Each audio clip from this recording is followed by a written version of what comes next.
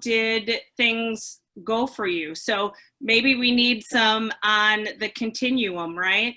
Is there someone that felt like it was sort of easy, but let's go in the middle first, right? And then we can go high or low next. But I'd like to see someone that kind of felt like, yeah, it was okay, but I was still kind of struggling through some of it. Is there anybody? I know that there are some awesome volunteers out there that would love to show us what they've made and bring it up on the screen, make sure that the share the screen thing's open, because we'd like to see what you did with your roadmap 4. Yeah. Let's share the screen. If we don't get volunteers, we're going to break up into small groups and then you have to all share. So. How is everyone doing today? Great. Hello. How are you? I'm Jan Niles. I'm 2nd grade from Oak Ridge in Muskegon, and I am not a real techie person. We had gone to Google Classroom and really struggled in the spring. And this summer, I signed up for Seesaw training and then Google for Beginners. And then this came out and overrode those classes I was doing. And I redid all 3 beginning sections of your training. Last night, I finished the 4th one. And it was, I want to say it was a struggle. I played with it a lot, but I was really happy that I got everything done that you asked. I had a little hiccup with some of the launches on when the drawers opened on the 4th PD. I was looking for a different type of drawer with the instructions in it, but I did get it. So I'm like, good job. And I'm so glad we're not starting on Monday. But thanks to all of you and for answering my emails. I appreciate it. Absolutely. Pleasure. And Janice, I just want to mention that we do have a new video. We will post it later today explaining the difference between, I think it's already posted now that I'm thinking about it, between the teacher format or version of a map and the student format. So you know where to find the launch button and what it looks like. A lot of teachers were asking about the speakerphone, and in the teacher's version, when the instructions are presented, you don't have the speakerphone icon. This is available only on the student interface. So we have a video explaining those differences to you. Absolutely. That is very important, Liat, because it can get a little confusing in the two, right? So roadmap.center is the teacher platform. Start.roadmap.center is the student platform. So if you want to look at something that you've created as a teacher, and you want to look at it in the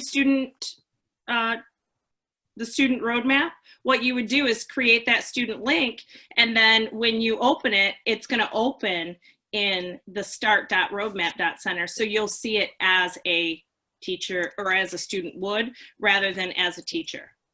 Because I know that that's really important to be able to see it as a teacher, and I think, or student, I'm sorry.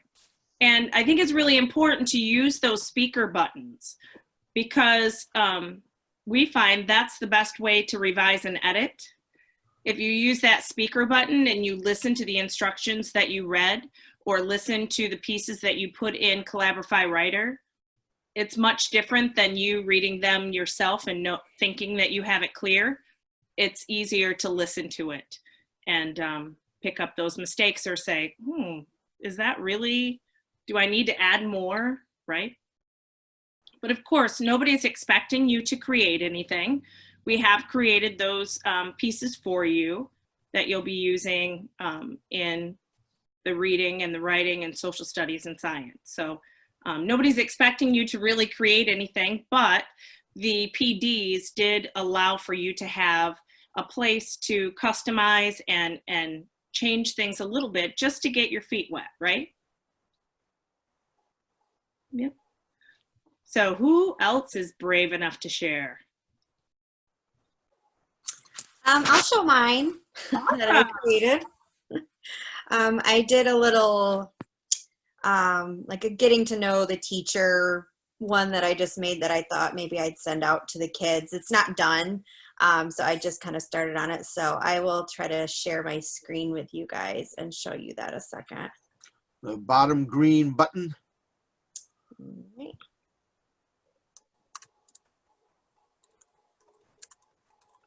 Hold on.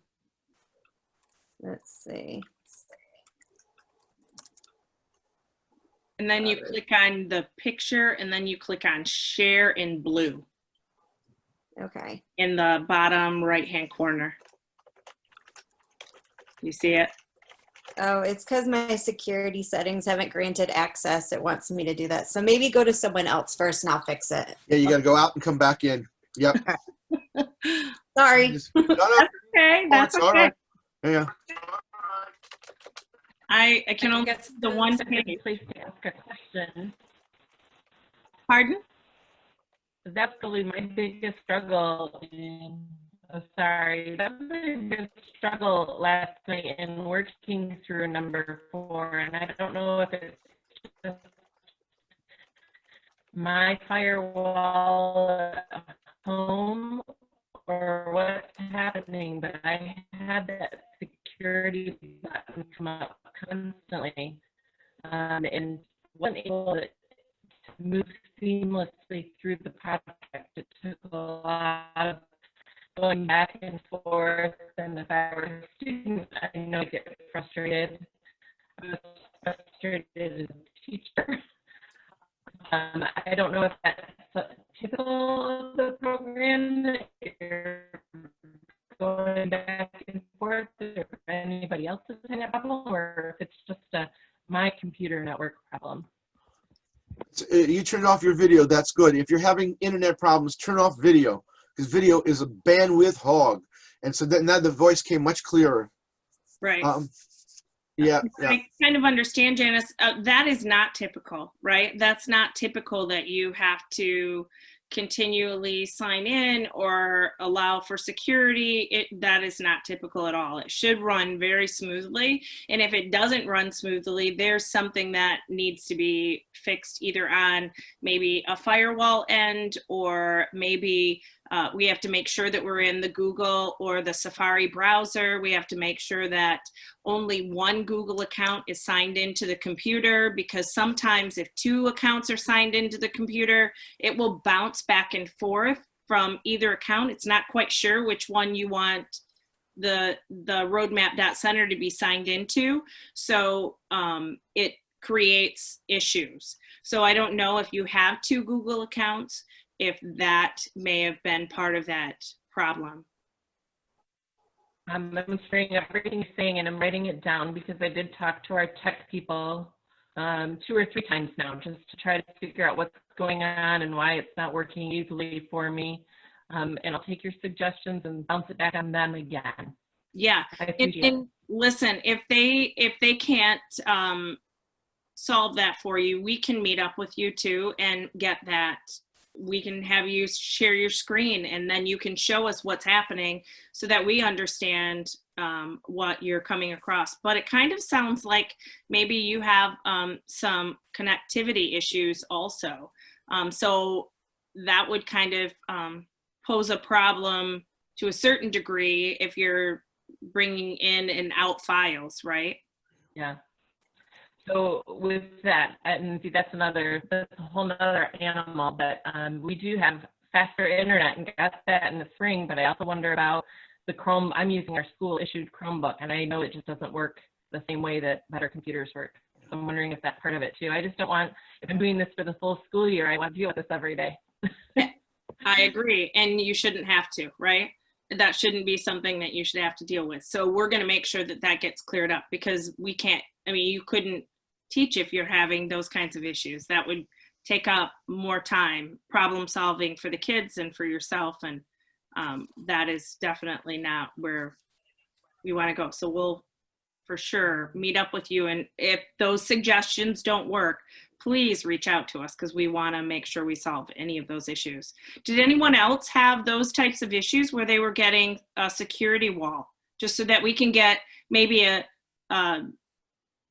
wrap on who's having issues, or if it's a specific school district, or if it's just specific people?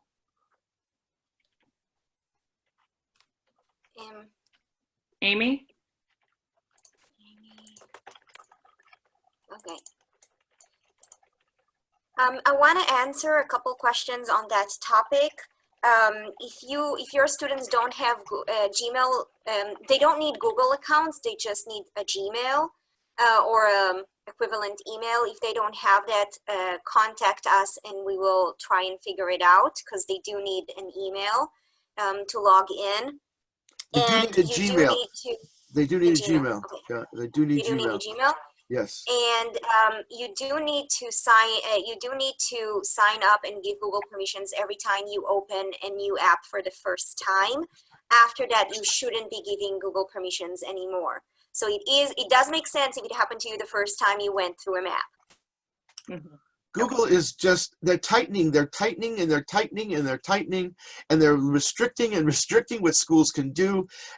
It's a constant battle. I mean, they call the word deprecate.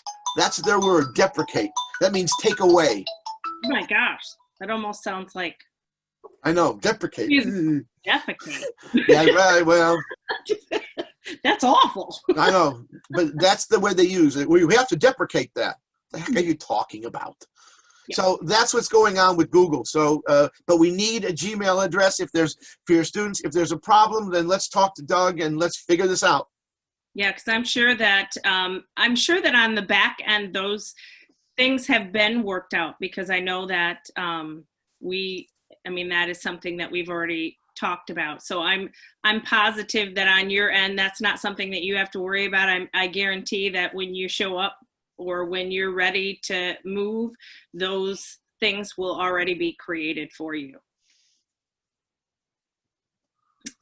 Anyone else that was ready to share, or like I said, it would be really nice to know if, maybe let's go positive. Oh, Amy, there you go. You just said go positive, but this is not positive. That's okay, go negative. So I'm working with a group of about 8 people that have been trying to do the homework. And I feel like we're really smart people, and none of us could figure out how to make a change to a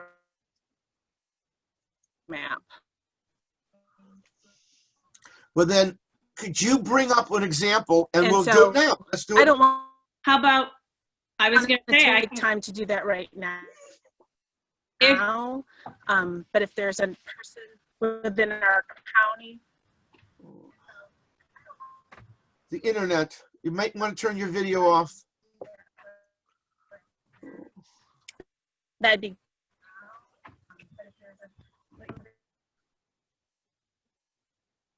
Oh boy. Yeah.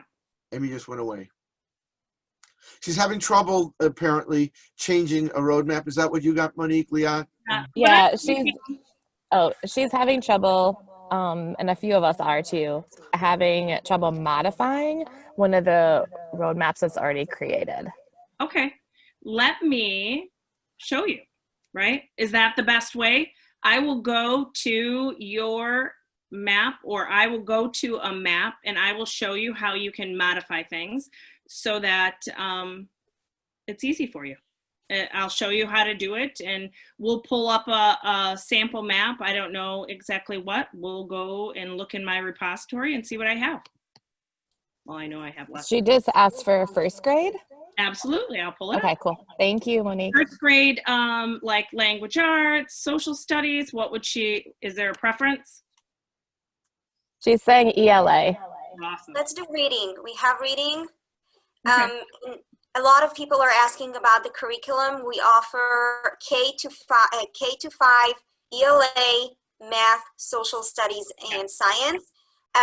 Units are still being uploaded as we speak. So stay hanging there. They're coming. And Monique will also tell you a little bit about the materials that we're using. So for ELA reading, for example, we're based on the MESA units and Lucy Coppings. Right.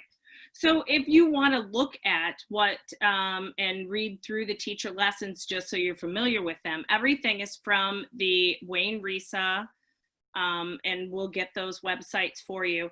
But notice in my roadmap collection, I typed UMCDC first grade, because once you start getting tons of maps that you're creating, and you're going to want to know how to get the original that you downloaded from us, or back to where your master copy is. Remember, the search repository is where you get your piece. And modify my roadmaps. We're going to click on modify the roadmap we want to enter. And then here is a sample roadmap. So if I click on the concepts 1 through 8, and let's say I launch it, and notice I'm in the teacher platform. You have to be in the teacher platform to make any modifications to anything. Otherwise, you won't have any way to modify. So I'm going to just pick one. I have no idea what this is really, because I didn't create this one, but we are going to go through it. And this would be your goal, is that readers will set goals for their reading, counting how many books or pages they've read. So we know at the top, we always set that up for all of the MESA units. The target will be on the top. There's the lesson, the read to self, and the share. So if I want to click on the lesson and I open this up,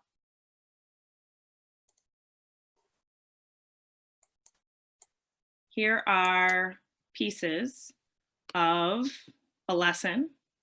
Here's our friend Pooja, and she's doing the mini lesson for the lesson. Hi readers. So a couple of days ago, I was sharing with you how readers are a lot like kayakers and swimmers and musicians. They settle into their reading. So let's say, I would rather have my face in there for my students than Pooja's face. So down here at the bottom, I click plus, and I would click photo video. So what I would do for myself, I prefer using YouTube. I would do my my lesson out loud for the kids in front of my video camera. I would upload it to YouTube, and then I would come here and click on that plus sign, click add YouTube video, and then I would paste that YouTube. So I'm going to just click one of these YouTube videos and click save. And notice how that just easily adds into there. So we use, or I use YouTube. I love YouTube. I like it better because it has these editing features, and you can take out like little tiny pieces of text or things that you said that maybe you messed up very easily without having to redo everything. But I know some teachers use Loom or other videos like that. And then, so Bonnie, can I ask a quick question? That was very, very, very helpful. Absolutely. That was very helpful, and I think I can actually do that. My question is, I watched a lot of the videos for first grade, and that's so sweet that someone taped all those for us. However, it does not have all the components of a mini lesson. There isn't the link where you refer back to the anchor chart where kids have some autonomy and choice. And so that would be the part that I would want to add into all of the lessons. And it doesn't seem like what's been uploaded are any of the anchor charts that come with MESA. And I don't know where those might be, or if we are just to make our own, which that's fine. But that's a really big missing piece for all of those lessons. Okay, that's great to know, because we can add those very easily. I'm gonna take this off so that it's not in the master copy and somebody says, why is that quilt thing there? I know that, yeah, that's just the very part of the teach for sure. Then she has a story, and then it says, how many tally marks do you think you'll make today during your independent reading time? So that's like that time where now the kids are going out, and these are kind of how we set up the lessons. I know as kids get older, there's more text. We didn't want to overwhelm little kids by adding tons of text on here. So we tried to skim it down to the bare minimum. And then it also allows for teachers to add their touch. So then after kids, once kids have decided they're going to go read their book, then they click on the read to self. Either you provide that baggie for them, like many schools do of reading books, or they can go to the Get Epic site. Now, I would recommend Get Epic just for the simple fact that once the kids have logged in the first time, it's going to automatically bounce them to their account. Teachers can assign books within Get Epic. You have a class code. I know that it's only available during school hours for free, but it's really a great resource. It gives kids an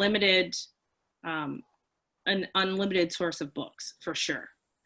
And then Monique, is there going to be a parent video that helps kids? Because parents, I'm assuming, will be sitting beside kids initially. When they get to Epic, some kids don't know how to use it. They don't know how to curate a shelf. They don't know how to make decisions about what books to read and not read. And when we're building volume and stamina, we want them to have repeated readings across the week. And I don't know where those things come in so that parents know the expectations around what independent reading is supposed to look like.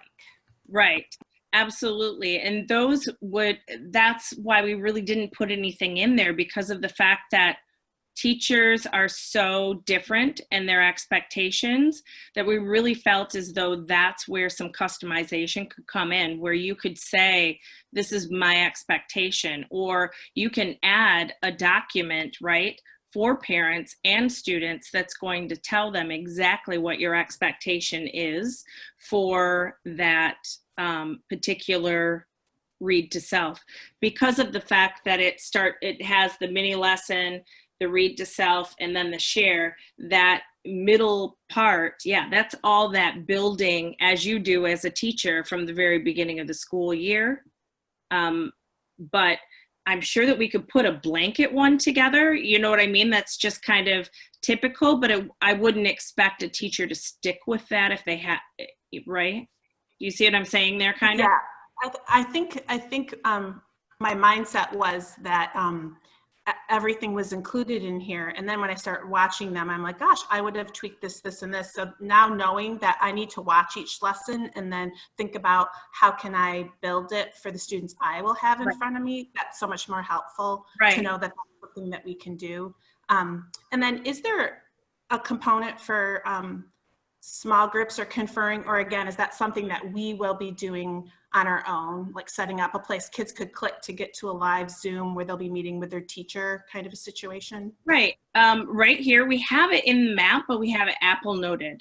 Remember, the Apple node is a holder that keeps it secure from students. But when teachers want that live workshop component, they can just, when you click on the node, it opens the drawer, and then that simply takes the node off. So when the student link is sent out, it's actually going to go to the students so that they'll be able to click on that live workshop. I think that's what the beauty of roadmaps is. Roadmaps is not a canned curriculum. It is not taking teacher voice away. It is not taking your creativity away. It's allowing for you to still be a teacher of a classroom in a virtual setting. Because I really feel that that's where our power is, right? Anybody can put a TV in front of kids and say, okay, answer some questions about it. But what we're doing is actually crafting. But we have put the bare bones structure in here for you to make it yours. That's what Roadmaps is. Does that make sense? That does make sense. Thank you so much. Absolutely. Monique, Yes. before you tap out, let's also mention the sharing. I hear an echo. The share is a great place for students to work together and collaborate. And they also have a notebook. And again, those pieces are Apple noted, and we leave the choice for you, the teacher, to think, are my kids ready for that? Some teachers might choose to Apple note the reading log. Do you think your classroom needs that? Are they ready? We really let you play with the lesson, but all the components are there. We do have the anchor chart for the older levels, but we can definitely add them for the lower L if that's something that you're looking for. Yeah, they are. It's definitely something that we are looking for. Yes. Awesome. In the main map, just so that you're familiar with this too, in the main map, there is the Launching Reading Workshop guide. Here are the anchor charts within it. So they're not within the lessons themselves. They were out here in the main concept. So if I click on the anchor chart here, it's going to pull up the anchor charts of the unit. You could copy this note. So I'm going to show you how to do that very easily, right? So here are the anchor charts. And kids can draw on these too, right? Because they're in the PDF pal, so they can kind of make them their own and add, like, I did this, sounding like a storyteller today. So if I go back out here and I want to put this anchor chart in my map, you can right click, or on my Mac, I have to put 2 fingers on the pad, and I just click copy. And then when I go back to that map that I had open, we'll go back to the map I had open right here. And then I want to put it here. I would do the same thing, the right click, and then paste. And then voila. Did you notice how there was a little red, kind of like a yield sign symbol triangle here for just a quick second while it was loading? Notice if that ever shows up here, it needs a couple minutes to load because it might be a big file. So instead of if you were to click launch on it, when that red little triangle's there, you're gonna click on it and it's gonna be nothing. You have to wait for it to load and make sure that it loads correctly before you can open it up. But do you see how you can easily add those pieces in there? So I can go back here, and within this Writer Workshop Teacher Guide, I can click on Launch. And then this has all the pieces too. We cut apart each individual lesson and put each individual lesson within each map. But on the main surface, we have the whole unit, right? So the whole unit's here. You don't have to go to Wayne Risa. You can grab it right here. You can see all of the targets, at a glance. And then as you work through here, and if you want to add a piece to that, how you were saying, like, you really think that it needs to have that active engagement or that link, I can just copy this, right? Maybe not. I thought I could copy and paste it. Maybe not. Well, I could copy and paste it somewhere. Oh, it's because it's a PDF. Mm-hmm. But normally you can copy and paste it from the website. Maybe we need to make these like a Google Doc or something so that we can actually copy and paste them. But then you can put this in, right? So I could go back to my map and say I want that link in there. I can go down here to the bottom and click the plus sign. What do I want the link to be in? How about if I do it in a Collaborify Writer? Okay, so I'm gonna click create. I have my Collaborify Writer node here. I can enter a title. link. And then I would launch it.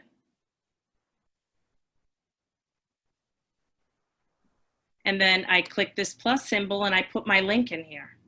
So either typing it or putting the video in, or I can add a question response if I wanted to say, this is, you know, how I feel about it. How do you feel about it?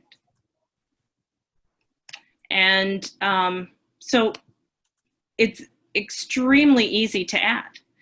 Just like that link, if you want a picture, right? You can click down here to the image and choose image.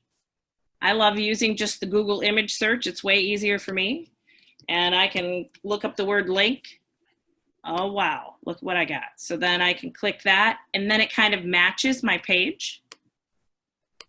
And click the little square, and then there we go. And then we can just add our link in where we want it to be. So let's say we want it in between the share and, well, actually it comes between here and here. And I can delete that link. And then I can put this link, just slide it in there, right? Very easily. Remind me to remove these things.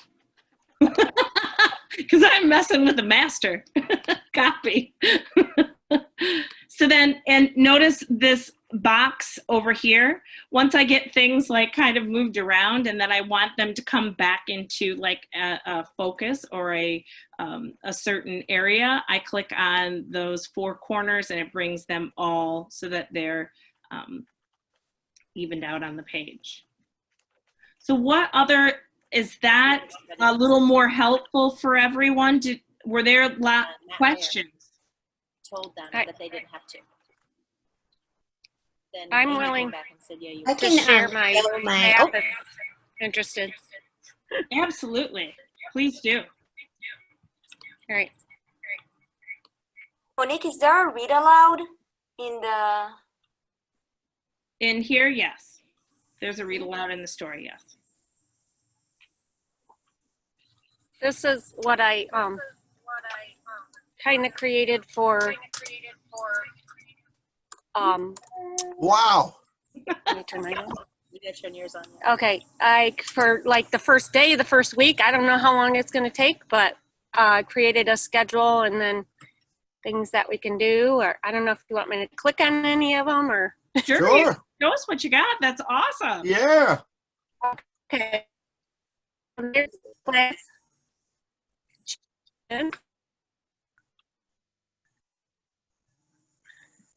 Come on. Your internet is not the greatest, huh? I'm outside. Maybe that's what's. Should I pop inside? Just, Yeah. well, no, just shut your video off. I bet you that'll make the difference. You think, Elliot? Yeah, it could help. I Yeah. don't know.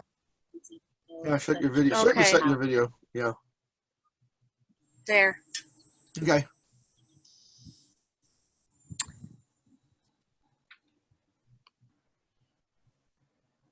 I could go inside too. Sorry. Wow, this is taking a long time to open. Yeah. Yeah. Internet. Britt, when you're ready. All right, here it goes. I did this in a PDF because the kids are going to circle how they're feeling. It's just a PDF of feelings like nervous, happy, excited. Oh, cool. So they're gonna, if it It'll get there. It'll get there. works.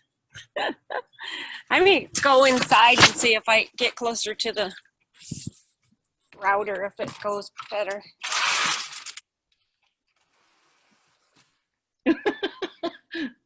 No cutesy fonts. Sorry. I know. I want them too. I'm a artsy fartsy kind of thing too. But as of right now, no special fonts. Sorry. Maybe someday we'll put it on the list because I would like something different too. Like that's what I'm trying to figure out. How did she get a different font up at the top of her computer? I don't know. It was always like that.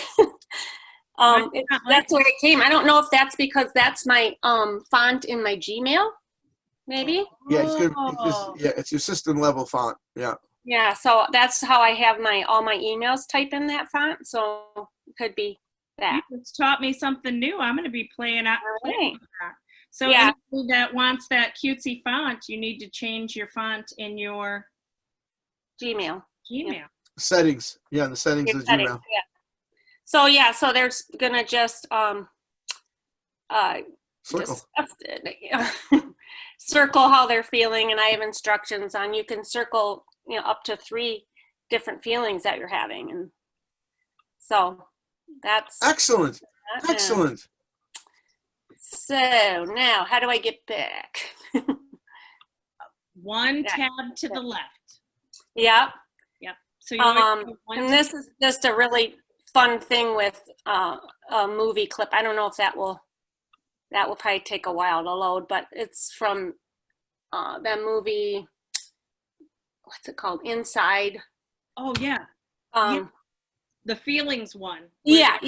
So it's another thing with feelings. I thought it would just be fun first day thing, and they have to guess what feeling she's having. How is she feeling? Oh, that's great.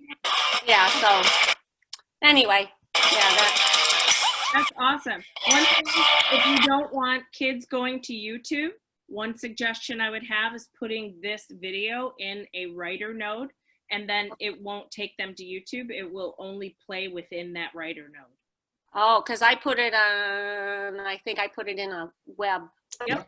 You can do it that way, but to keep kids from going to YouTube, because then they're going to go, oh, what one do I want to watch next? Oh, yeah. Well, the only thing with this, because it's the first week, I think I'll be right there with them. We'll watch that and then we'll go on to the next thing. But good tip for put it in writer. Okay. But yeah, I don't want to take you through the whole thing, but yeah, just different. Then I'm trying to set up when I would do writing. Obviously, I'm not going to do a writing lesson, but that's when it normally would be. But I put in, just some fun little math thing for the first day.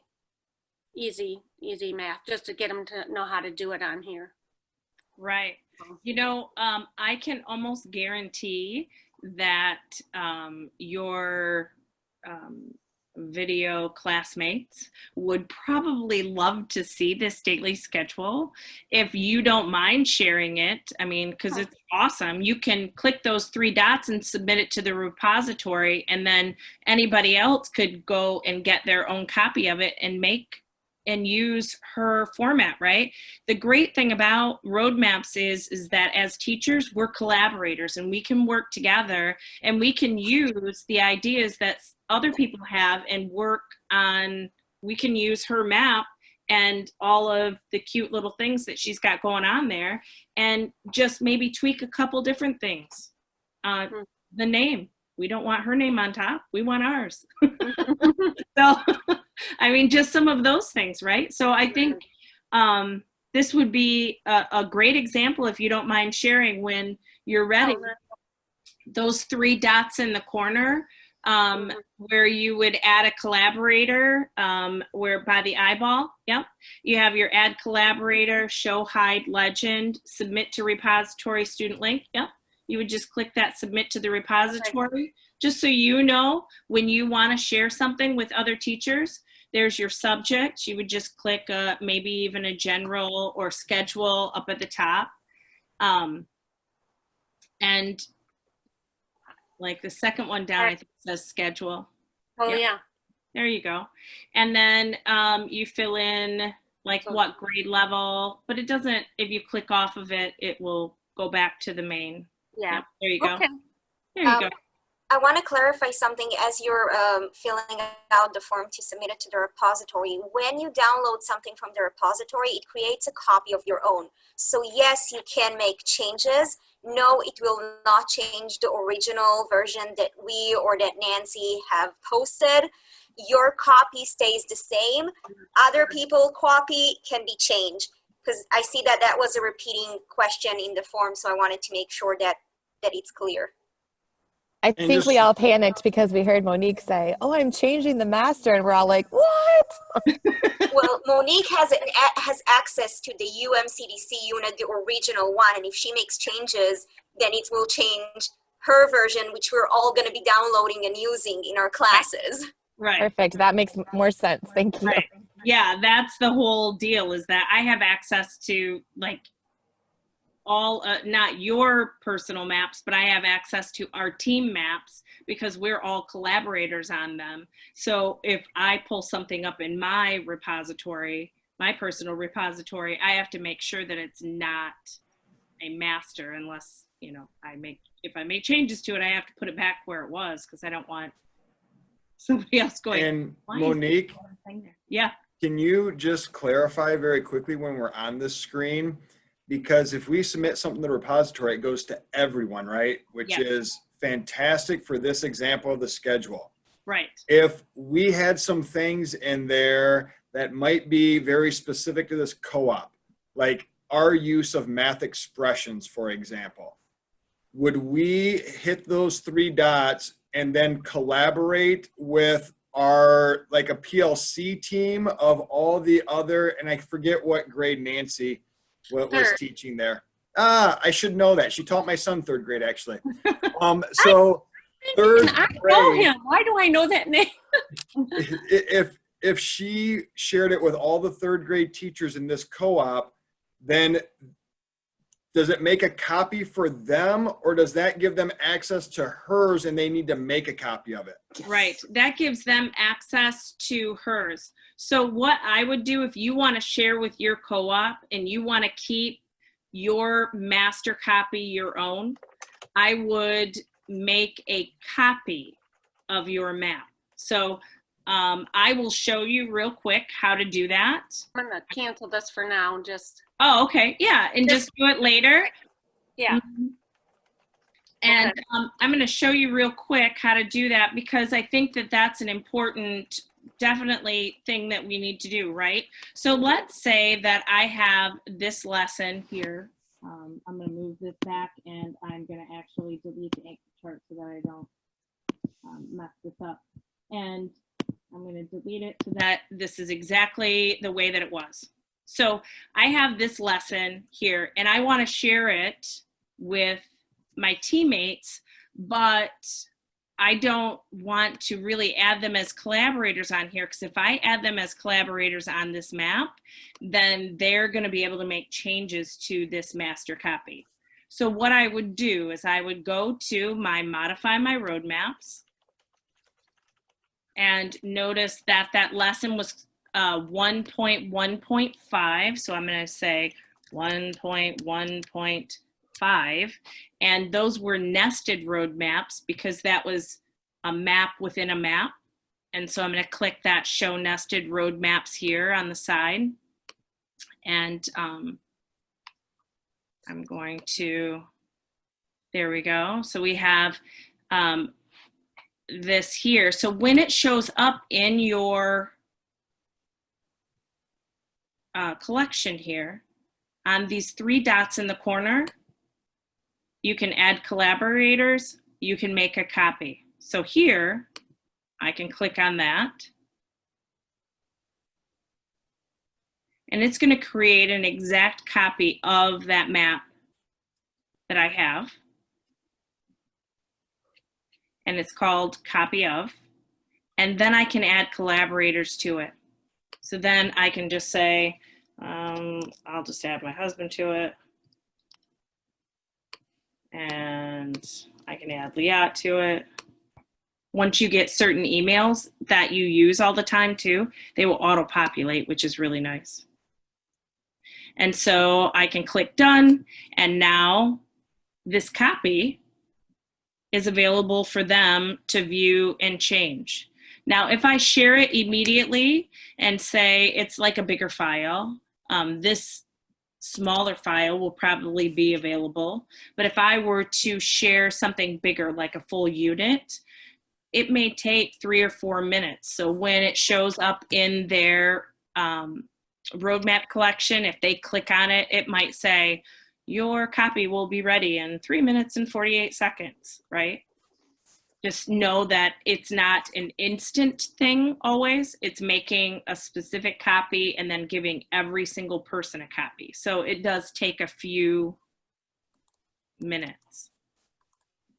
Did anyone else want to share? Or I'm sure more questions are bubbling to the surface. Yeah, I can try to share mine now to see Absolutely. if I fixed it or not. I'm not sure. We'll see. All right, let's see here. Hopefully it'll work.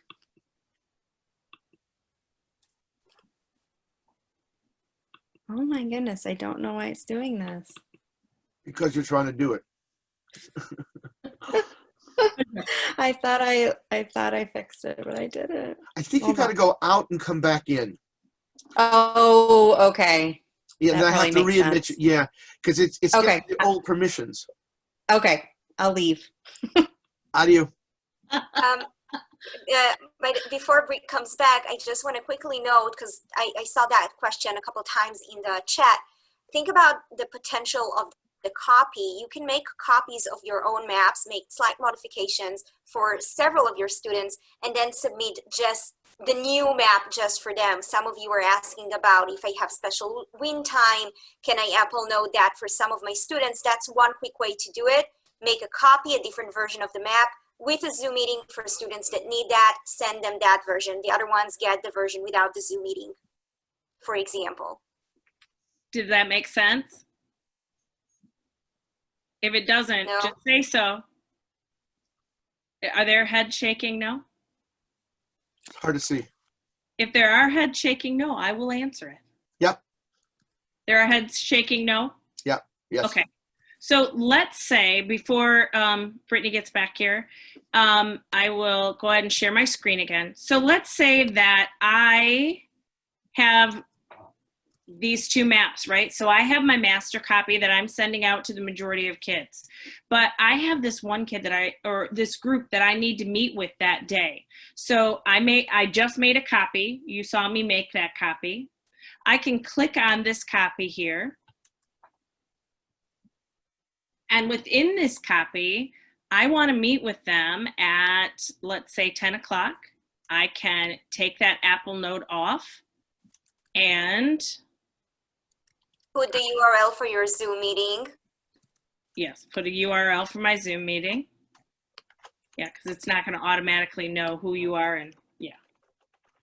But I'm going to put meet me at 10 a.m. I just made a blank node there, right? And I can put it here. And then this live meeting, I would put in my, whatever it is, right? meet.google.com and click save. And this would be differentiated for that particular student, so, or group. So I could just even put on here, red group, right? Maybe it's the red group, and I can click save. And then this red group map is the one that I would assign to that particular student. So let's say that I have, when I go to distribute the map and send it out, I have two different copies. I have the red group and I have the regular group. So when I go to distribute map,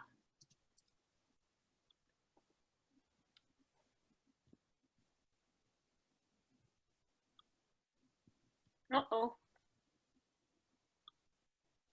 and I go to the red group and I click next. And let's say in my class, click next. I'm gonna click collaborative just so that I can choose particular students in this. Like, we don't want to send it out to everybody. We only want to send it to 4 students, right?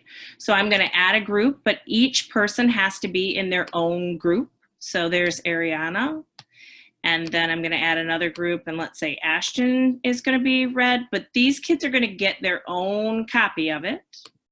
And then Charlene, And let's say one more. Okay, there's Ava. So here is my red group. And then I'm going to just click distribute, and it sends them that particular map. Does that make more sense? Where the other one, I would send it out to everybody else.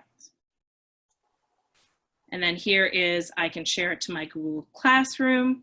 I can copy the student link and put it in a Google Classroom. I can put it in the an email, whatever LMS you might have. Whatever you're using. Exactly. And the great thing about this is too, is that once you're at this point, and I would click done, kids don't necessarily have to have Google Classroom or any other LMS. They would just, because they know that they're going to go to start, right, .roadmap.center, and that start.roadmap.center is going to have the list of all of their maps. So you want to be thinking about, for sure, when you're putting things together, a strategic way to answer or to add your maps, right? So you want to make sure that you have maps that are easy for kids to find, and a title like that they could search. If they want to see something that they did, 3 weeks ago, maybe, they could type June 1, and then it'll pull up all the June 1 maps. So I like to date mine just for the simple fact that a kid can go back to any of the work that they did throughout that day. And I usually assign it per day, not per week. I know Wendy loves to do it per week, and I know that her parents appreciate that because they do it at different times. But I hope does that make a little more sense? Monique? Yes. There is a question that if you assign it to the group, does that mean that they're all collaborators on that map? No, let me go back to that share again, just to make that distribution very clear for you. So when we are at our roadmap.center and we want to send out our map and we click on distribute map, there are multiple ways that you can distribute. So you can distribute the map solo, meaning each child gets their own individual map. My list will come up sooner or later. And then the collaborative is where they would be able to work together, but only if they're in the same group.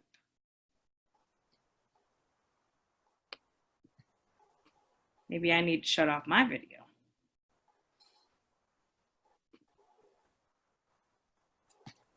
Let's see if that works.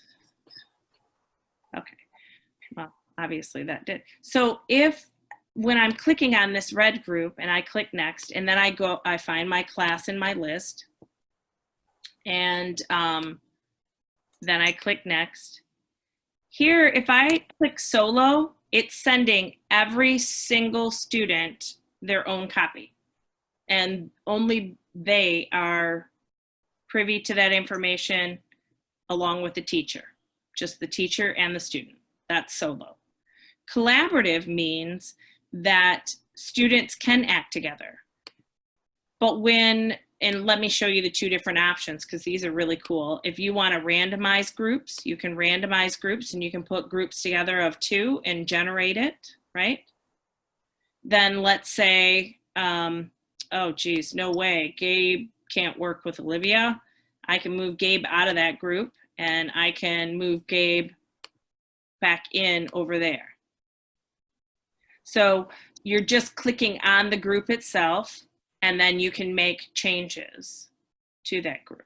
So even if I clicked her out and click save, and then I go back and find another group to put her in, I can do that. So then this group is, there was an empty group, but it actually took care of that.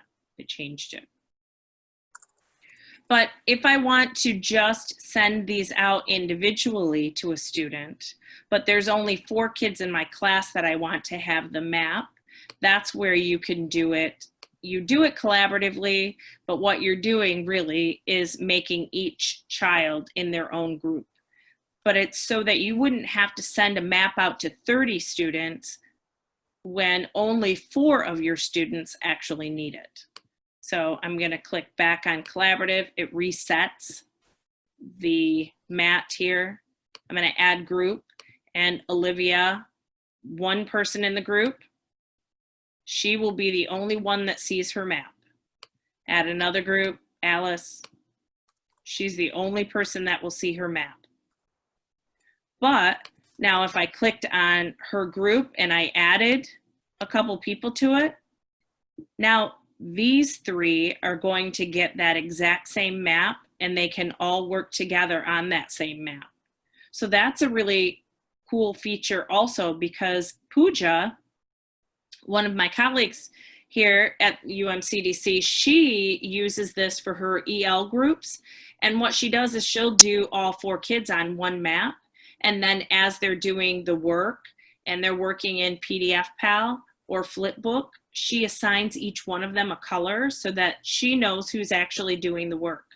But usually she's within that map and watching as they're working in a group also, right?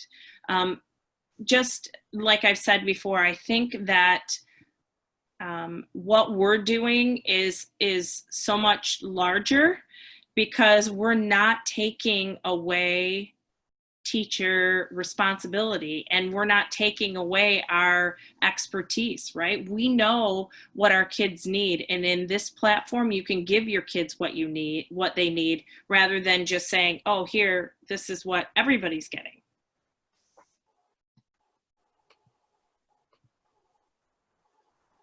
So I'm going to stop my share, and then is Brittany back? I'm back. Okay, I'll see if it works this time. We shall see. Okay. Let's see. It's still not working. I'm sorry, guys. That's okay. I don't really understand why. Hold on. Yeah, I don't know. Share it with me and I'll display it, and then you can talk it through. Oh, okay. How do I do it? And go after the 3 dots, add soloway@umich.edu as a collaborator. I'll then display it, and you show how to do it. Okay, so You see someone that? said something. Oh, yes, it is a bit overwhelming. Absolutely. And that's why we do have these 3 days, right? So we're going to be together again tomorrow from 1 to 3. So just make sure that you're writing down some of the questions that you get that, you know, come into your mind as you're working through some of the issues that you might be coming across. And I'm gonna quickly, if that's okay with you, Monique, I wanna quickly share my screen and show a couple of things that are repeating questions. Absolutely. Let me just see if I can do it. Now I'm nervous. One thing I'm seeing in the chat also is about the pre-K level. I will say we have not created pre-K level maps. However, I don't know if we have access to those, but I know that Dr. Tapp had students that we worked with that created pre-K maps. And I don't know if they put them in the repository, but we could look and see. Yes, they did put them in the repository. And we have shown the use of Google Images and other images, correct? Yes. Yes, which is very helpful to our youngest learners. So to find maps, you would go to roadmap.center. Again, this is your platform. This is the teacher's platform. You would go to search repository. It's the little magnifying glass. And here you can search the maps that you're looking for. You can search by grade level or by subject area. And of course, yeah, there we go. You can search by grade level. You can search by subject area. And remember, our maps always start with UMCDC. So you'll know they're from the Center for Digital Curricula. In addition, there were a lot of questions about screen time and how will your virtual day look like. Well, that's really up to you or your school or your district. However, we do offer samples if you want to be inspired.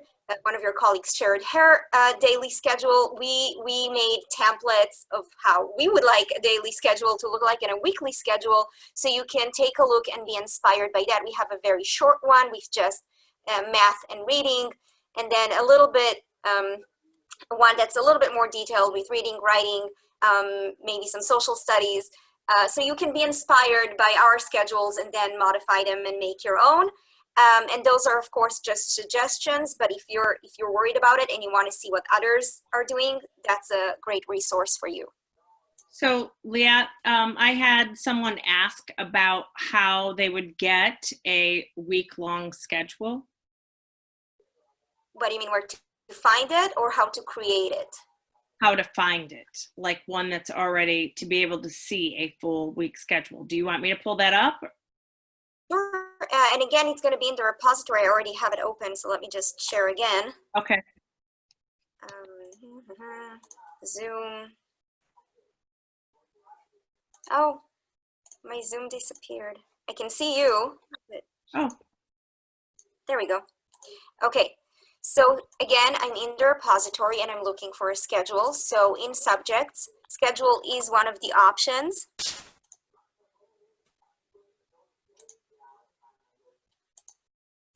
And then I can see kindergarten week 2 that someone created. And I can see other schedules. I can also use a keyword like weekly and see what comes up, or weekly schedule and see what comes up.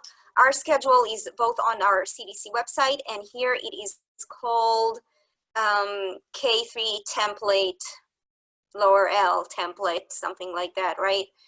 Let me find it up. Yep, K3, I think, if you push K down, K3. K2. K2.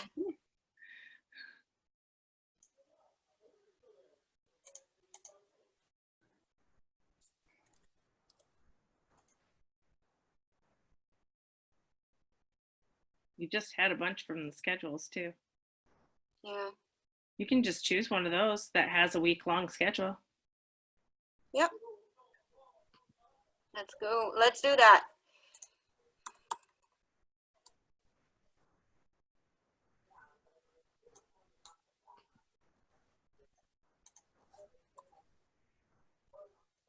But I am looking for yours, and I do want to see yours, and I could find it by time because it was posted yesterday. Yeah. So we can also find it that way.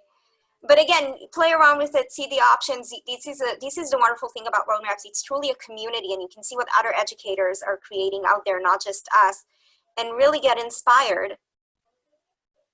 So I want to show them something too, Elliot or Leah, when you're finished. I see some questions like they want a 5th grade full week.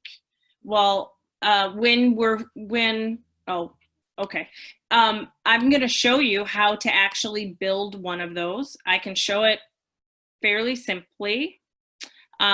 So I would go to my roadmaps, and then I have a 5th grade webinar schedule that I created a long time ago. So I'm going to click webinar. And this is the daily schedule. Yeah, they want a week long. So I'm going to show them how to put roadmaps within a roadmap, right? So here is my regular schedule, but I want this copied for all week. And then I'm just going to go in and add those pieces. I'm going to shut off my video because it looks like my computer's running slow too. And so when I come up here and I click new map, So I'm making a brand new map. In this map, I'm going to put a full week of 5th grade schedules in here. So if I click 5th, I'm just changing my title, right? 5th grade, week long. I'm going to just put sample on here. And I click save. So what my roadmap was, my full day schedule that we were just looking at, right? We were just looking at this full day schedule here. And that's called webinar sample.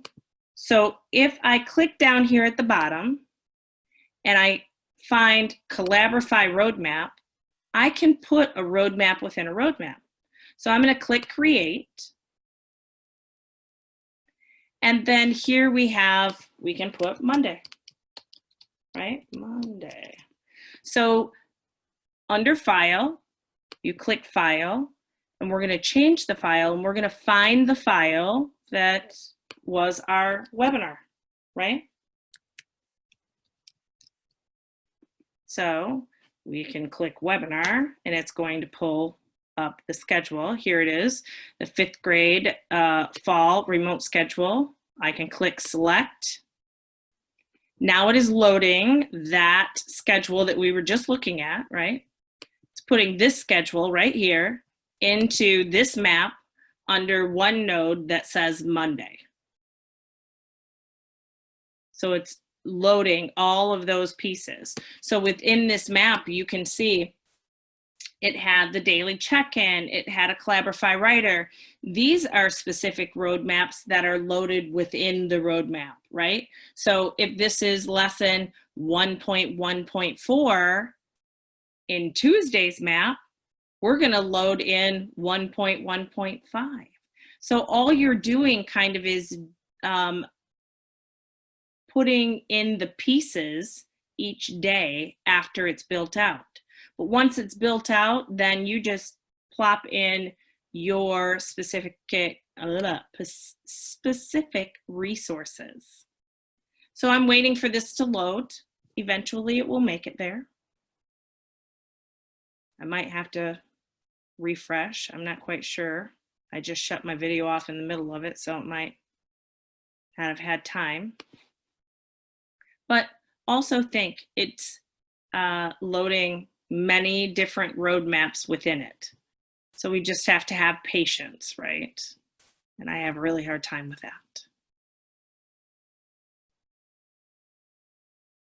So I'm going to give it a second, and I'm going to just stop my share and see if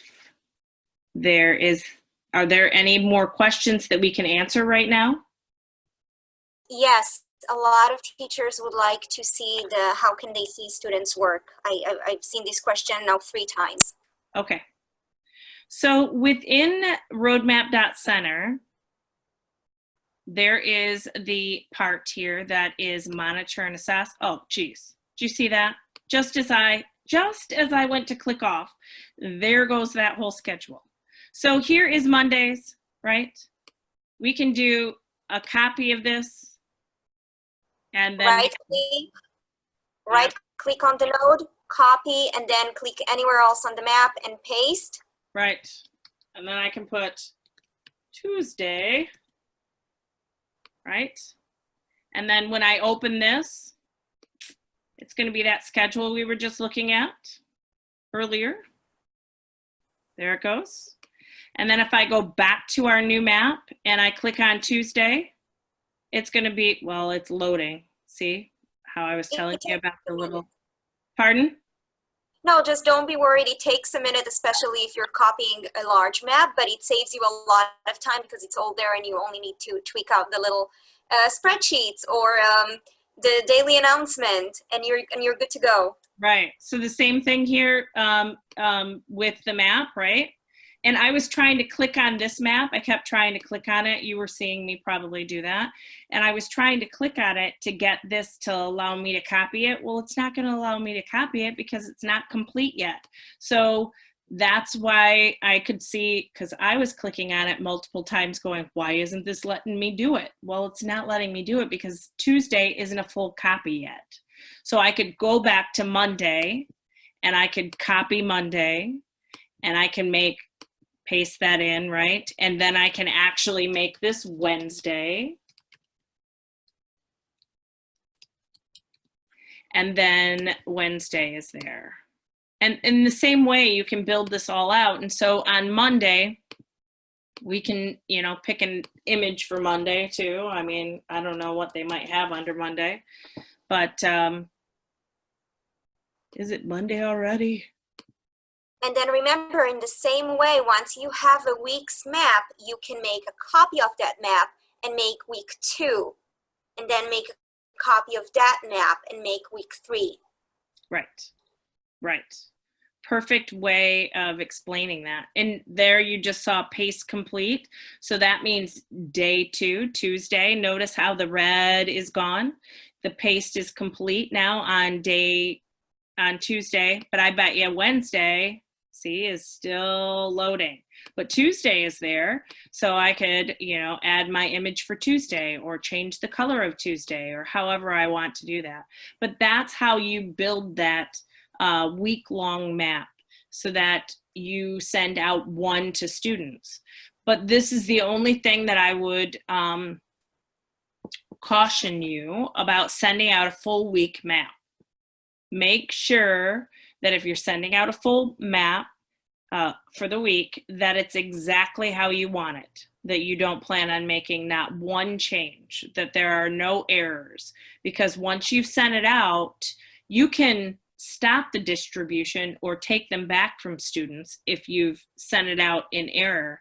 But the problem is once you send it out, it doesn't like make the revisions. You have to resend it out for students to see the revisions. So you need to make sure that you have exactly what you want for that week. But can you see how powerful this can be with a team working together, building out your week? I would do this together as much as you could rather than doing it separate. It would be much easier for a school district or even at the ISD level to have a specific thing that you're using for 4th grade or 3rd grade. And then you just go in and tweak it just that little bit to make it your own if you would like to. Let's go to that monitor and assess piece. So here is monitor and assess. It's in that toolbar. It's within roadmap.center. It's the only place you can access that. At this time, this is what we have. We have something very awesome coming up here soon. That's improvement to the monitor and assess, but this works just fine, right? So if I am, I click on monitor and assess, it brings me to select my class. So I choose the class that I want to look at. And then I'm going to select the distribution. So it's going to give me a list of all the maps that I have distributed to this class at that particular time. So I could click on, let's do Wanda and Winky. That was one of the brain ventures that we did. That's one thing I might suggest at the beginning of the school year, that you go to the repository and look up brain ventures. Brain ventures are some fun activities where kids can really get some hands-on experience using the apps without it being hardcore academics. So here's Wanda and Winky. I obviously put these in groups, but I can look at these students' groups, their roadmap, and here's their full roadmap. But if I click here, I can look in a specific node. So if I want to look at, and notice those are only writer nodes, right? You're not going to have access to their web resource node because that's just taking them out somewhere. There's nowhere for them to respond into it. So there would be no reason for it to show up in this list. These are only things that you could assess. So clicking on drawing an elephant, it's going to, it has a tutorial in here. I really don't think there's anything that kids can write in this one, but it would show up in there because they could actually leave a message for me by adding a message in their own. But here, clicking on next student, it takes me, it's just like flipping through papers, right? So it clicks to the next student, click to the next student, but they're student groups here. I could go back to the zoo makes the decision, and this is one that actually did have question responses in it. So if the students had put responses in here and I click next student, it takes me to my next group of kids. Or if I want, you know, individual maps. So trying to think, let's see, April 27th. And this was a schedule, right? So you can actually look at those in particular, like that was a full day schedule for my kids. And within that full day schedule, there were multiple pieces. And I'm going to look at the Positivity Project because a lot of our resources where they could add, you could see that child did not do that. And we can click to the next one. And the next one, but it's just going through kind of like a stack of papers. So you'd be able to see any responses that were written in for those days. And then in this same spot, this is where you can add video response to them back, right? So if you wanted to, you can click the photo video, you can take a new photo or video and you can say, you know, hey, that was great. And then stop it and then save it. And then it's going to take a couple minutes and it's going to load it.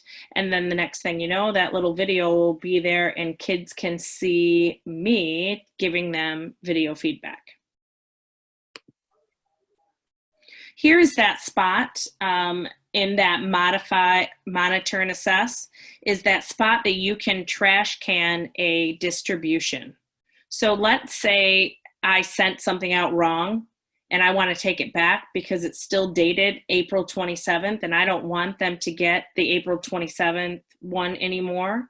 I can go and trash can it. Are you sure you wish to delete this distribution? So what it's going to do is take it back from all the kids. And I'm going to delete it. And so now if I were to send out a new one that's April 27th, it wouldn't get confused in their list of maps. So if you were to make an error, you can, there is a workaround.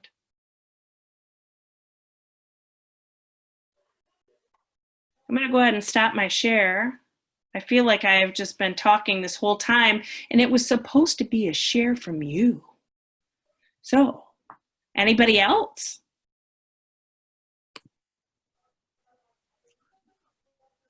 Or do we have more questions that are arising? We have a lot of questions. Okay, what kind of questions do they want? I think Wondering, oh, can I just ask one?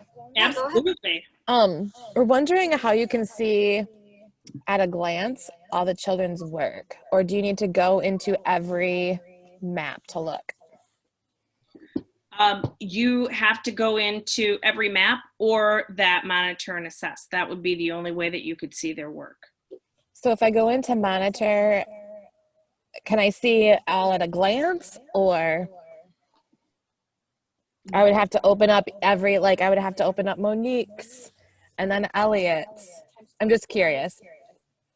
Well, eventually there's going to be a different way that we're going to do this. Eventually it's going to look like a kind of like a grade book, and you'll have each student on the side and you'll have every node that they have or map that they have running across the top, and you will be able to click on that specific node and look at that specific node. But right now it is your class, what map did you send out to them, and then you can look at a specific student by just finding their name in the list. Did that Monique, answer? Yeah. That Just- does answer my question. I was just wondering if I could see the whole class at once, you know, like everybody that answered number 1. Yeah. Eventually you will be able to see that. And that's in the works right now. And we're hoping that, you know, it's sooner than later, because I'm excited to use it also in the classroom, because I think it's going to make it a beautiful, right? You'll know if a kid has started working or if they have completed their work. So I think that that coming out is going to be a big game changer as far as monitoring students' work, for sure. Okay, that does answer my question. Yeah, I appreciate your question. Monique, I think I've seen from some of your guys' other roadmaps, and I'm definitely not the expert, but don't you guys often integrate like Google Forms as a way to do some quick assessment so that you can see how all the students responded? Yeah, I think that's probably, especially for like those quick checks and things that you really want to know if the student got a hold of, right? Within that modify my roadmap, if I get on, let's see, I'm just trying to grab one of the maps here. So if I'm on this Monday here and I open up this map and I want a specific thing covered, remember, you have this plus sign at the bottom, and this is where you add your personal touch, right? We don't know specifically what you want to assess. Maybe, you know, it's a little bit different. And because of that, we've allowed for that teacher input. Here, the plus sign at the bottom, you have your Google Docs, your Google Sheets, slides, and forms. The forms are awesome to use for that feedback. So if you, one thing I would say, I would recommend, if you have not taken or went through any of the Google training, I would recommend that, truly, because if you're going to be using the forms and the sheets and you want to use them in creative ways in the slides, it's helpful. I like using the slides and making the slides that I create into PDFs. I think that that's awesome, right? The kids can work on it. They don't have to, they're not working in the slides, so they can actually write on it on the PDF. So I do a lot of working with slides and then making them into PDFs. But these Google apps are just the best way to really get that feel of what's going on in the classroom and those quick assessment pieces. Can I build on that, Monique? Absolutely, Wendy. So I was thinking when I was going to be doing the forms as having them like with exit tickets. So the kids would go into there, have they achieved my goal? And then I would get an instant notification would come up. And like you said, I went on to one of those very quick cheat Google form things, and it was fantastic because my response can be immediate, or I can do it gradually, or it just is very, very versatile and gives that assessment piece a lot more sort of kudos to it if you wanted that quick. So did you find, Wendy, that you used more of the information that you got from Google Forms as your, like, truly what you checked in? Yeah, I think I have those assessment pieces that my district are going to say I have to have. So those are going to be like my double checks. I'm going to use my things like my Collaborify flipbook and things like that to give a teacher assessment overall, where do I think those kids are? And then if I need something really specific, I'm going to use the Google Forms for that. And everything that you've got here, I'm using as a template. So like your schedule, I'm going to use that as my template. The lessons I'm going to use as a template, because I know my kids and I can tweak it to suit my kids' needs. So I will be pulling in different things, and I may even take out different things so that it can fit my group of children. Right. And I think that's what the really important thing is, right? Is that's what the beauty of this is that we have provided a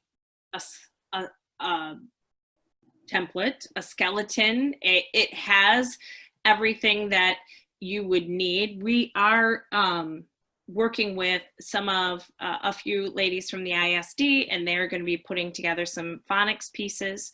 And so those will be getting built out from your ISD.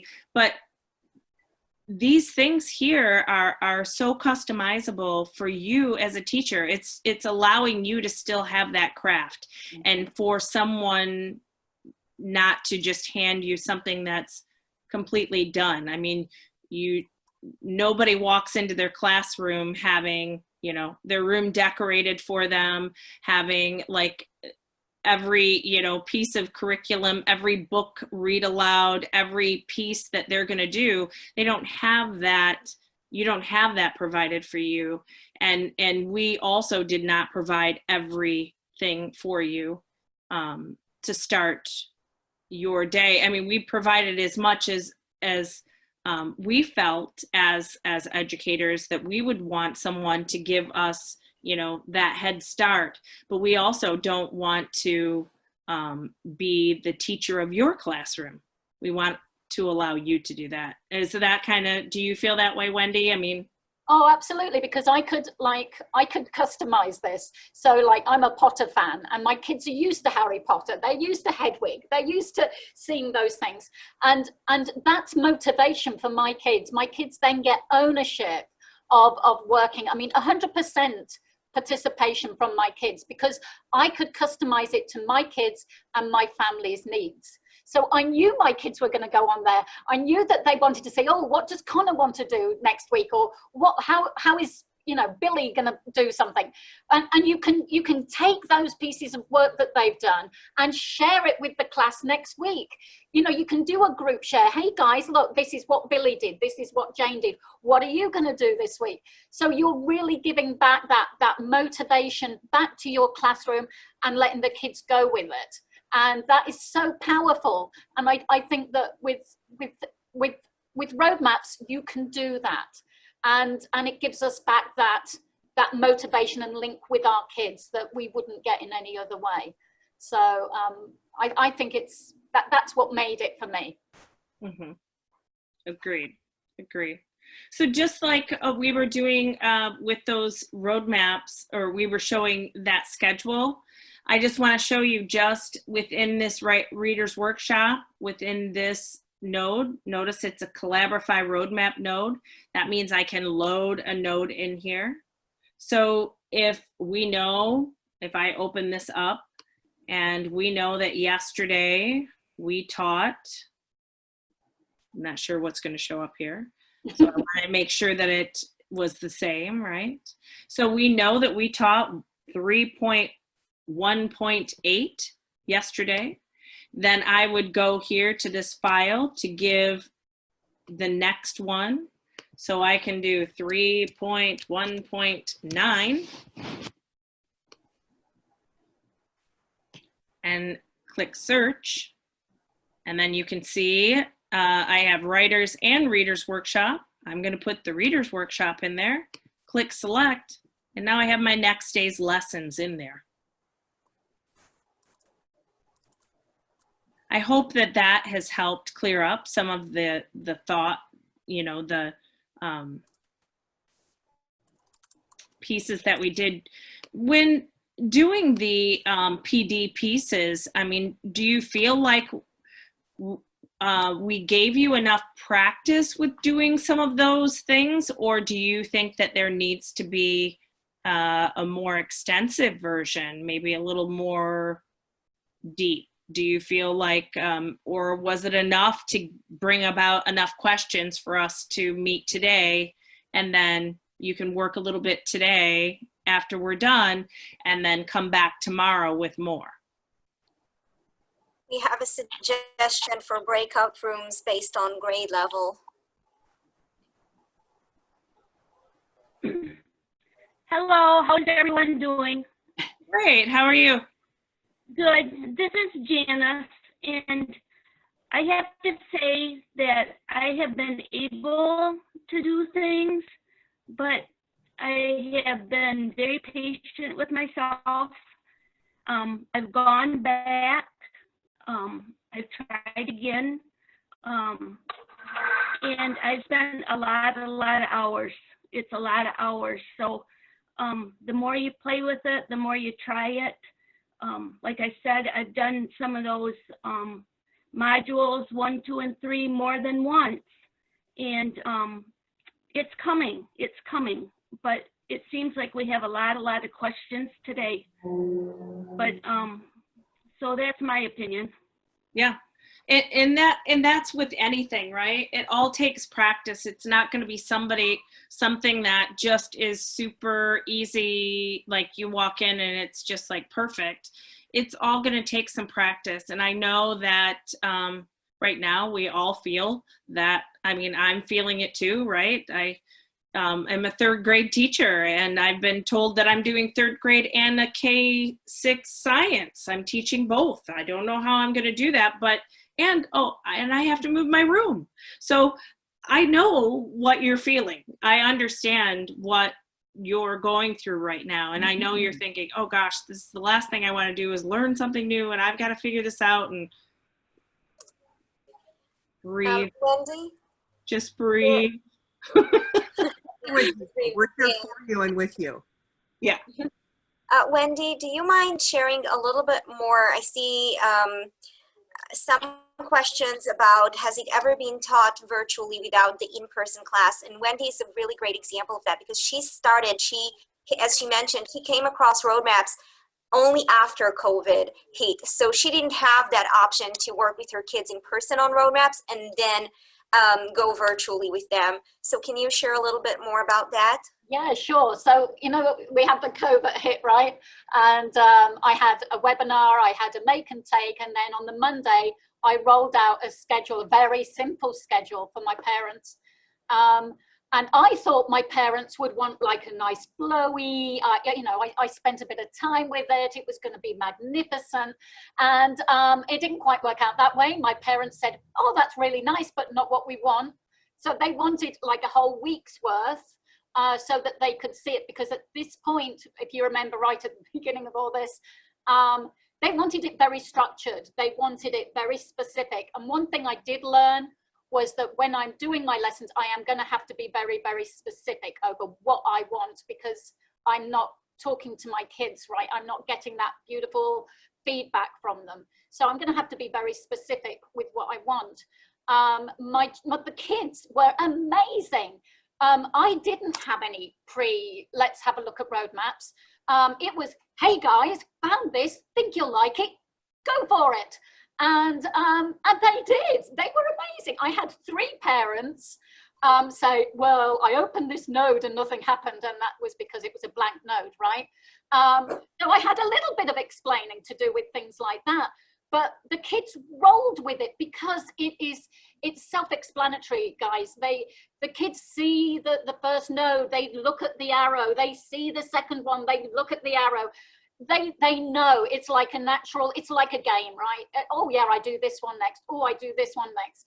And when they click complete and then Skinner looks at it and it isn't complete, and I say to the parent, hey guys, little Billy didn't quite complete it, and they said they did. So then mum or dad or whoever is in the family will go back and say, oh, not a problem, and it won't happen again, Mrs. Skinner.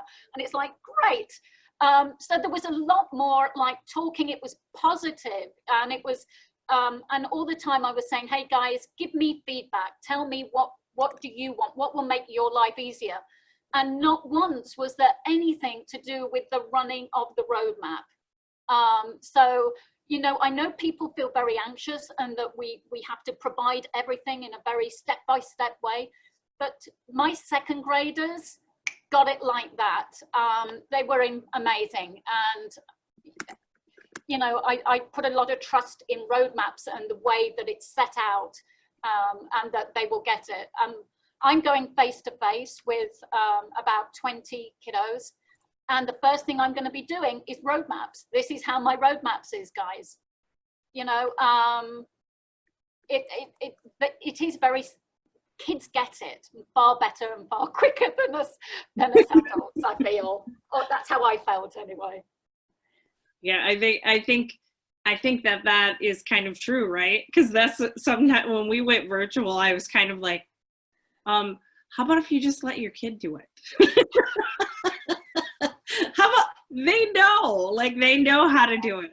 So, but I know that parents like to get in there and test out things and play around with things. So you will probably see that it will be the parents that have issues, not the child. So that's very interesting. But I don't think that, I just really want to make sure that, you know how I guess we feel that, you know, this, even though we're in a virtual setting, we're still going to be working that 8 to 3 because we're going to be adding those extra touches to our curriculum. We're going to be looking through and meeting with students in maybe small group Zooms. You know, this, even though it's virtual, it's still going to be a regular type day. That's how I see it. Yeah, something about Wendy's story that I remember. Wendy, you say often that you're not a techie. You came to the Zoom meeting on a Thursday, and by Monday, you had roadmaps ready for your kids. And what grade were you teaching at the time? Was it second or was it kindergarten? Yeah, I'm second. And it just, thank you so much, Anne, because that reminds me, I'm so not a techie people, but I tried.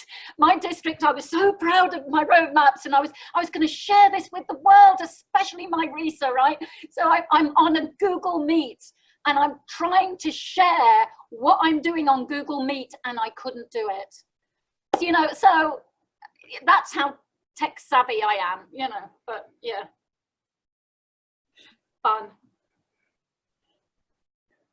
I had seen some pieces where people were asking about, yes, you're right, developing those fine motor skills is extremely important.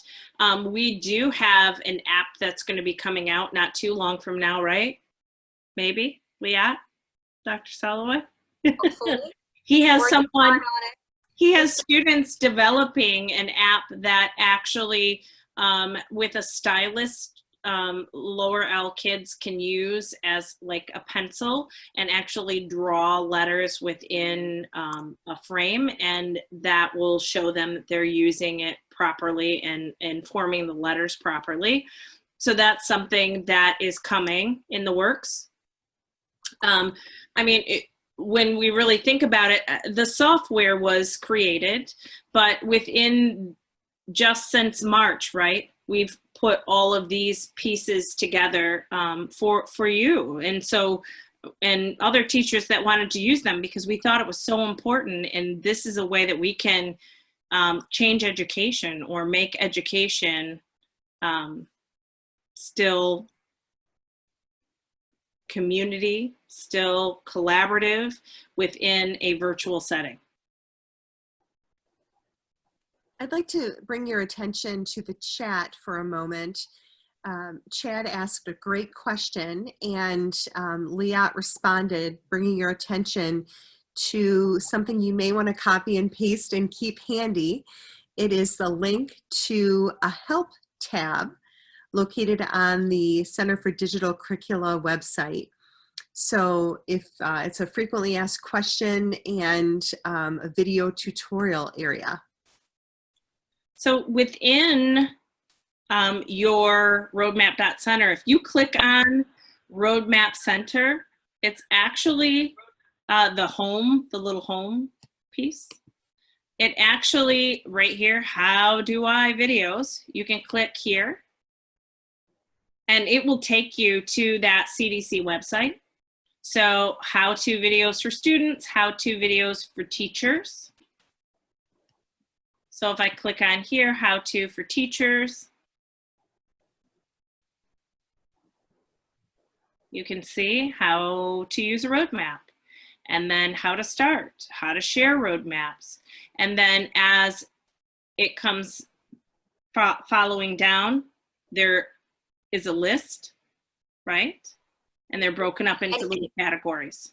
And if you looked at the top, if you're working on a specific app and you have questions about it, you can just click on the picture, the little icon of the app, and it will take you to all the how-to tutorials about that app. So then if I click on this website, it's going to take me right there. How do I change the URL? How can I add a classroom Zoom meeting to my roadmap? Those pieces are right there for you. This is a really nice touch, Liat. You stayed up late last night getting this done, didn't you? Huh. Well, Manisha, our site lady, did that, but yeah, we stayed up working on it. Very nice. Very nice. So you don't have to actually remember all of these, the CDC website, right? You can, within your roadmap.center, click on the home button up here, the little house.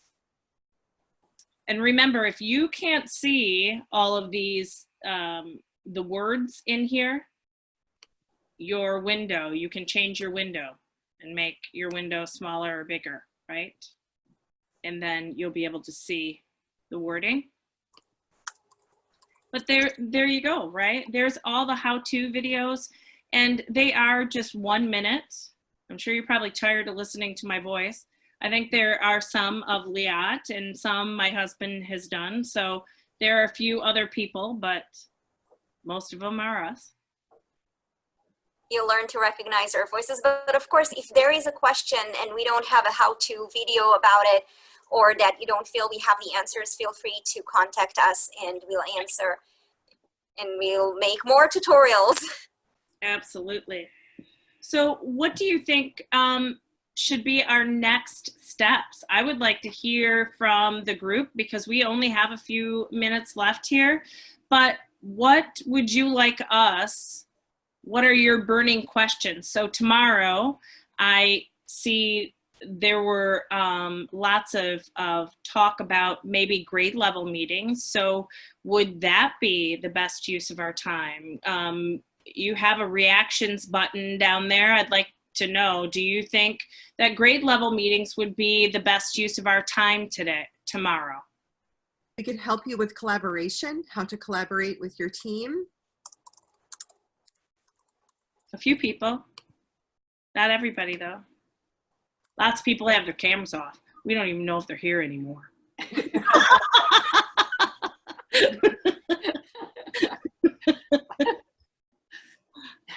Hey! Oh, there, look at them all, look at them all. Doug, I was doing attendance for you.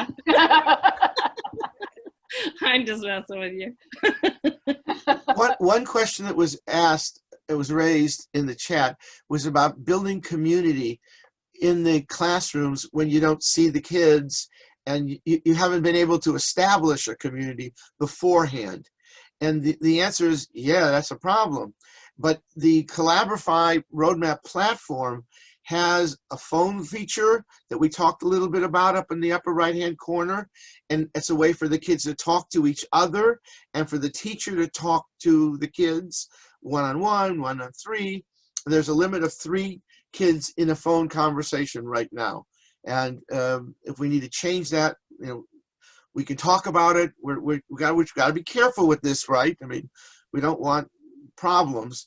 But you can also put Google Meets in there and Zooms. I think Monique showed some roadmaps that had Zooms in there and Google Meets so that you could start to try and have that sense of community. But indeed, it's a challenge. There's no easy panacea for this one, but maybe the voice and the meetings will help. I think that it would be really important, and hopefully we can build ourselves a community amongst ourselves, right? And I would be more than happy to be part of your community of learners because I'm going to be learning the same way. My husband and I are teaching online, even though we're going to be in the school, we're teaching the online students. So it will be the first time I have them also. And I'm going to be running the gamut of kindergarten through 6th grade. So I feel like I'm going to get a lot of experience with that, but also the experiences that you'll have will be important to us as a team as we keep building out things and thinking about how we can make it easier for teachers. So, I mean, I really feel like it would be really nice if we could meet like one every other week or something, just to kind of talk about our experiences or something like that. I think that would be important. I would appreciate it. And I'll even And let somebody else run the group if they want to. we did have some questions about if you have any tips or any ideas.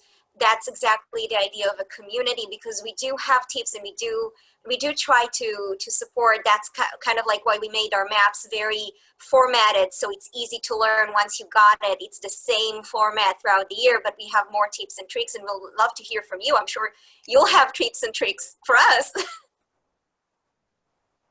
Absolutely. We just learned I learned a brand new one today. Change my font on my Google and then my maps look cute. Gosh, I can't even believe I didn't know that. I've been working with this for 5 years and did not know that. So Britt just asked a question.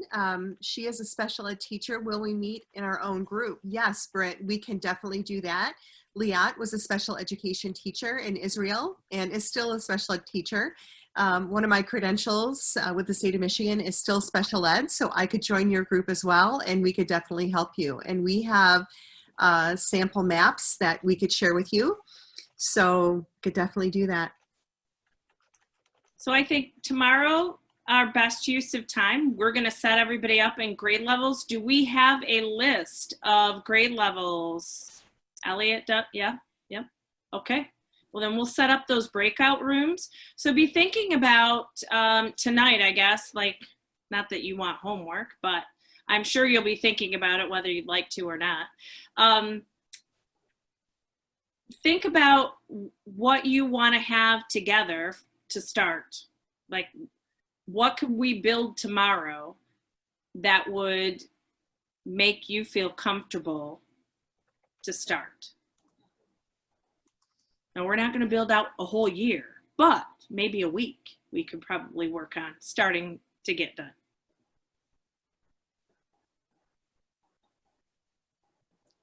Doug, any last thoughts? I really think that if you do give them some time to work in grade levels and build out their first week and have access to the MESA, ELA in writing, the science, the social studies, maybe we can work in Robin to give just a little bit of time on math expressions, on what they're kind of adding, or maybe even hear from Jen and Sarah a little bit on the units of study for the phonics there that are being added. So they kind of see that whole big picture. But to have time to work in their grade levels, I think would be a great idea for tomorrow, Monique. And I just really appreciate how well you articulated today that we're not taking the teacher out of teaching. Right. That roadmaps is some open source curriculum that has been put in. It's an interface that students can interact with, but teachers are still teaching students because all of our kids are unique, and we wouldn't want to take the teacher out of building relationships and teaching kids. Right. So thank you for having some samples in there that we can modify, that we can change, that we can enhance, for showing us ways to share by making a copy that we can share with what I hope to be PLCs across our co-op, and the way that we can put some things into the open repository and then really glean from others who have put things in the repository. So I really appreciate all the Q&A that you offered today, and I'm looking forward to tomorrow where people have time to work in grade levels.